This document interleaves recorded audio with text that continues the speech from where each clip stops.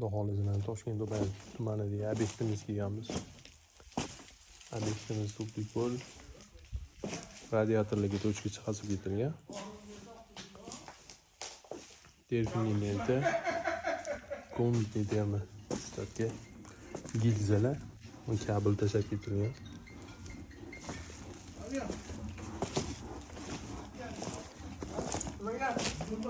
Har bitta xonaga radiatorga tochka tashalgan. Har bitta xonaga komnatli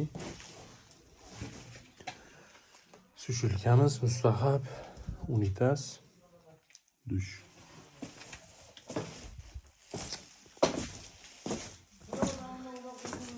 Ishga individual yondirishganmiz. Har bitta xonaga kelyapti, izolyatsiyada xonaga kirib turib chiqib kelyapti izolyatsiyada.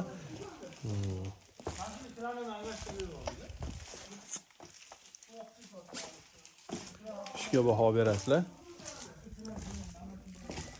Bu xonalar qorong'i endi, sanuzullarimiz.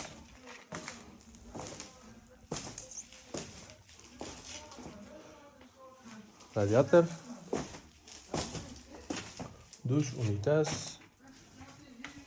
sushilka va mustahab zamestитель.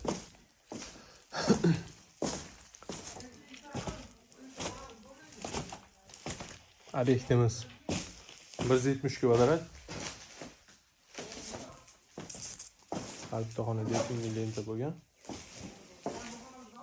Bu xonamizga ham izolyatsiya tegyapti. 7 dan kelyapti. Penopleksdan kelib xonaga kirib turib chiqib kelyapti.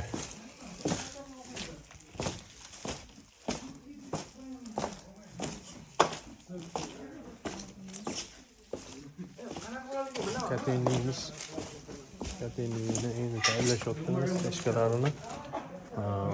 Sanuzulni resirkulasiya qilganmiz. Sovuq suv, kitish suvimiz podacha obratga va mana o'rgimchi ina deydimi. Bularni ham yig'ib, akkuratni qilib podvalga tushirib qo'yamiz. Kollektorimiz kateniyda bo'ladi.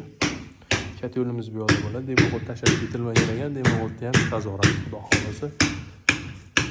Bu yog'ini ish mobaynida sizlarga tanishtirib